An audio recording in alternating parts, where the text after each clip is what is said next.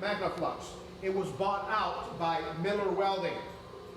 When Miller Welding donated over $60,000 worth of welding equipment to this department, they came around to take a look at the equipment and to see whether we were happy with what we had to offer the students and whatnot.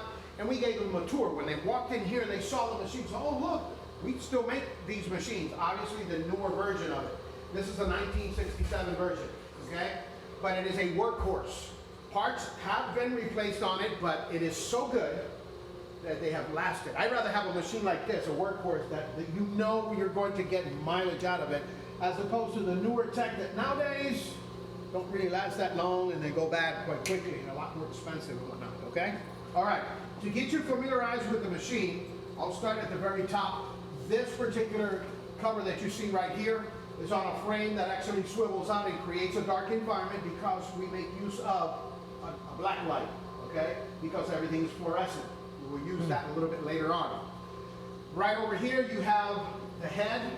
This is the stationary head. It doesn't move. This is a movable head, okay? And it actually moves when I actually loosen here and turn the hand crank. Can I get a volunteer actually here? Okay? Go ahead and take your watch off just in case to be safe, because we're talking about magnetism, and magnetism and watches do not get along sometimes. Okay? Put it in your pocket. Just don't hit this button right over here, but grab a hold of it, and we're going to put it on this cradle right here. Okay? Ready? All right. Put it right there. All right. Thank you much. We will actually inspect this a little bit later after we perform a test. All right? These are the heads, and as you can see, this one is movable because some of the parts that we actually test are larger. Okay? This crankshaft, this happens to be Miss Piggy, by the way. This crankshaft is short, so therefore it fits. We have another longer one, which is about double the natural size, so we have to move it out here, okay, to actually use it. Now, it also has the coil. This is the coil. As I loosen it, I can move it left and right, okay?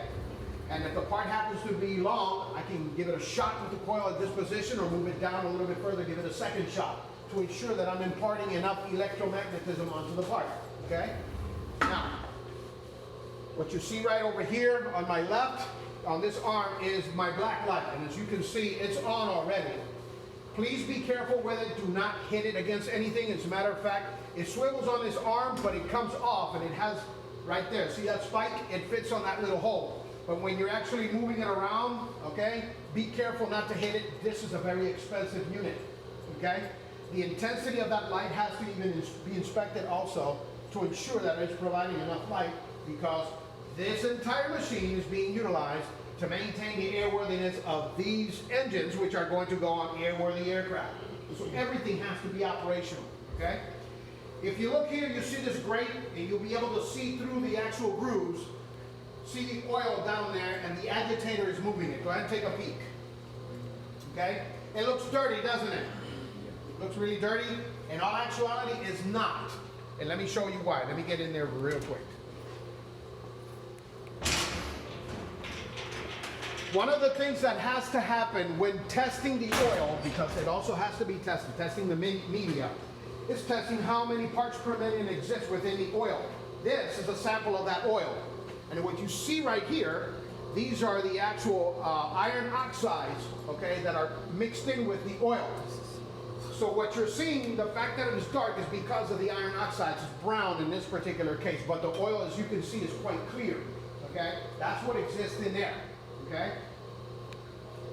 If it needs any iron oxides, then they're added to the actual oil to bring it right back up to standard, and it's added little by little. The agitator, as it is on, maintains the iron oxides mixed in with the oil at all times. Okay? This hose services, okay, and this is what we actually douse the actual part with the oil after we magnetize it. Okay? I'm going to go ahead and put this away. Depending upon how many amps we're actually sending to the part. The control panel, okay, has you a selector valve right here, which select the coil, or you select the actual heads. We're going to start with a head shot so that I can give you a quick demonstration. The regulating switch, based on the numbers that you see right here, 1 all the way through 30, is able to select the amount of amperage that is actually being sent either through the head or through the coils. All right? We're not talking about 100 or 200 amps. We're going to be taking this thing, which is we're going to do a head shot I'm going to take it to about 4, which is about 2,300 amps. Enough to cook a hot dog, right? All right? So now, the numbering system is kind of backwards. The higher the number, the lower the amount of amperage. So as you take it back to 1, as closer to 1 as possible, the higher the amount of amperage. So I'm going to take it to a number 4, providing me then with about 2,300 amps. This is the engaging switch. This just turns on and off and whatnot. But right here, when I hit the button, you'll be able to see the amperage right up there. It's actually as I am sending it, okay? All right, let's get this, go ahead and show on the road, okay? What I'm going to do now, as you can see, here are the copper pads that provide the continuity for the current actually being sent right onto the part, all right? I'm going to take this brass rod, and as we know, this right here is non-ferromagnetic. So it doesn't have iron per se, all right? I cannot magnetize this part. It's only going to act as a conductor, okay? Everybody with me? So I'm going to put it right there in the middle. As I loosen it, I'm going to bring this end right here, trap it right there in between, make sure that I have good contact. And all I'm going to do, I've selected already head. I'm going to be sending current 2,300 amps from the head through this part down through here. Now, we said in a classroom that magnetism is generated at what angle in relationship to the direction of amperage? Perpendicular, which is to say 90 degrees, right? So if amperage is flowing in this direction, magnetism will be generated up and down like so, right? I'm getting ready to prove that to you, and you're going to be part of this experiment. What I'm going to do is that I'm going to have several of you actually attempt this, and is that you're going to hold on. This is a piston rod, okay? This is what's actually connected from your crankshaft onto the piston, okay, which goes right into each one of the cylinders.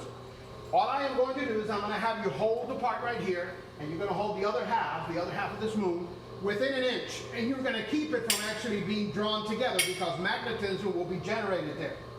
How do I know there's no magnetism right now? I use the gauge meter, which I happen to have a negative field and a positive field, pretty much showing you what north and south is really all about. Okay? And control over this. See you later, Nate. Let me go ahead and It's good hold on for a second. Let me go ahead and establish the amperage on here. There we go. 23 All right. billion amps.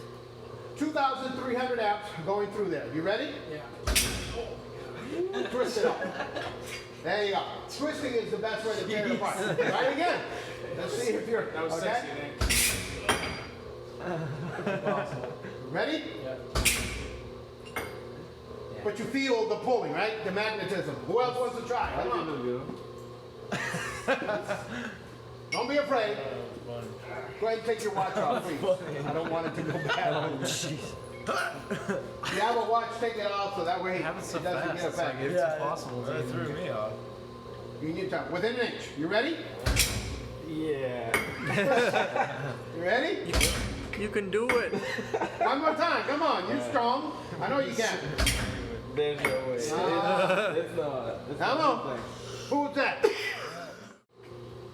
Okay. Now, I'm going to remove this bar, and instead of doing an actual headshot,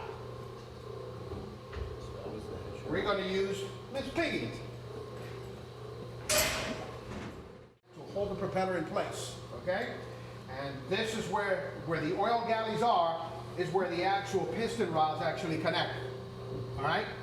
This part is normally sticking out of the engine, okay, where the propeller actually connects. What I need is a volunteer to hold this, line it up, so that I can lock it in place. Just don't touch here, okay? Stay away from that. Put it over there. Right up against that pad. Bring it higher, a little higher over there, and about the same height over here as well. All right, very good. That's good. You can release. All right. Now, watch this.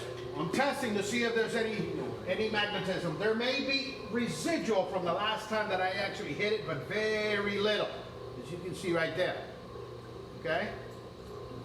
Very little. About no more than 5%, I believe, is actually allowed to remain on this. And if it remains with 100% of the magnetism that it will normally acquire, it will actually make the instrument go haywire, okay, on board the aircraft. All right, so now what we're going to do, we're going to give it a coil shot. We're going to take the coil, and as you can see, it can move left or right. I'm going to move it right in the center here, more or less, as close as possible, okay? And we're going to go with 3 is good. So we're going to go to 3. Full power. Right there, okay? Which is 1800 amps, okay? Going through here. Now, amperage is actually moving now up and down this way, which means electromagnetism will be at right angles to that. However, the actual damage will also be parallel to amperage, the direction of amperage. And you will see a radial crack right behind the propeller flange. There may be more than one damage, but for right now, considering we're going to have a lot of time, I want you to focus on right behind the propeller flange so you can see the actual radial crack on there, okay? All right, we're pretty much there. We're at 3. We've selected the coil. I'm going to hit it once, and you'll be able to see the amount of amperage right there on the ammeter. All right? Now, how do I know that there's magnetism on this particular part? First of all, let's go ahead and take it off and put it on this cradle. We are actually using the residual method, okay? Where we actually take it off, and the part remains magnetized so that we can perform our inspection. Residual testing. All right, come around here, okay? Stay away from that. Grab a hold of it. When I release it, you're going to bring it and put it on the cradle. Are you ready? All right, right there and right over there. All right, very good. Now, we have it on the cradle right now, and you can actually twist it around like so that you can actually inspect it. But how do we know if we have magnetism? Look at this.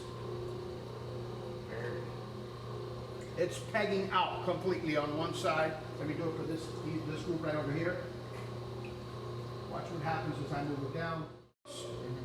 The iron oxides is what makes it look so dark, okay? While spreading this oil and carrying the ferrous oxides get actually pulled right into. Show up on anything. Yeah. Yeah, it's like twisted around. Oh, there's the, I guess that's the crack there.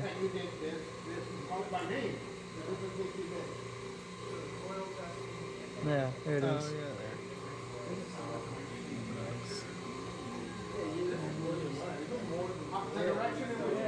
Sweet. Nice. Oh, that's fun. Okay. Very clean. I think we have a bunch of bridges to cross when we get there. Yeah, 2 bridges.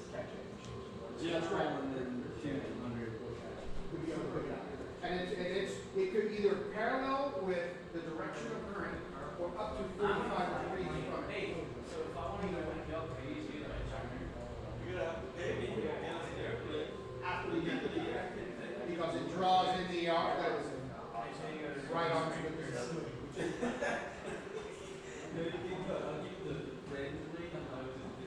Look, at this point, it's not costing you anything, so it's just 100%. Who's left?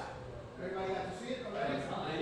You guys ready to see it as well over there? Yes. You saw it already? One more night? Okay. Right on, grab it.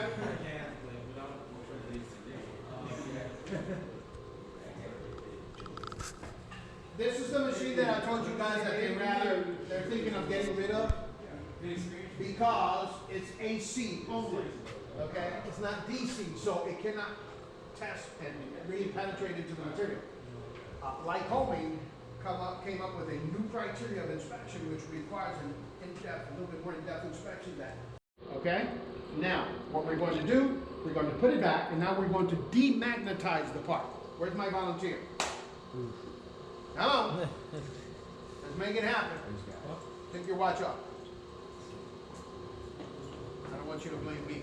Alright, just grab it and put it on there. Align it against the back pad first. Just stay away from these controls. So bring it a little higher over there on that end, and about the same height over here also. So that the edge is not. There we go. Alright. We have to have good contact because if not, it will arc. Resting against it, so we're good. Alright. Now, we're going to go now to, we're on the coil.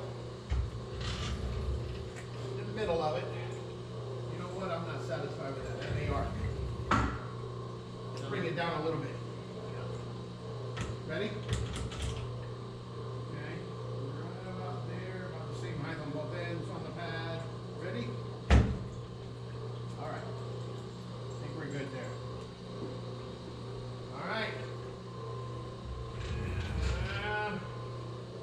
All right, now, we're getting ready now to reverse the polarity to ensure then that we take away all the magnetism. To ensure we do it properly, we need to increase the amount of amperage one step higher and then reverse the polarity, okay? That way, nothing actually escapes. So we were at 3, we're gonna go to 2, which means we're actually taking it to 1900 amps. That's where we're taking it, all right?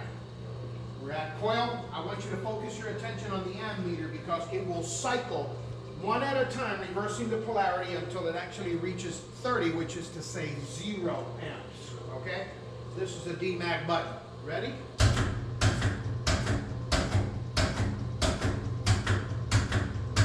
See the decrease, slowly but surely? It goes through the whole entire process.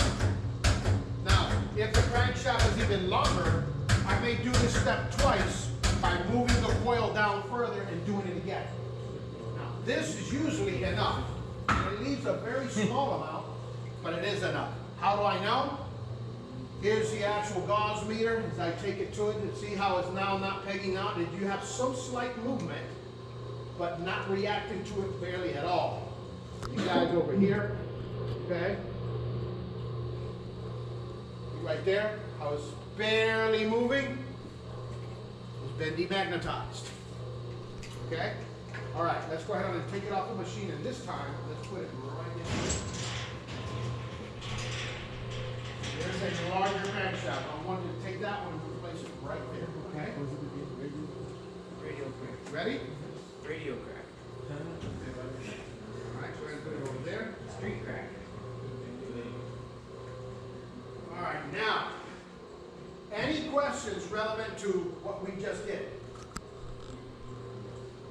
No? Was this helpful in explaining to you what we discussed in the classroom?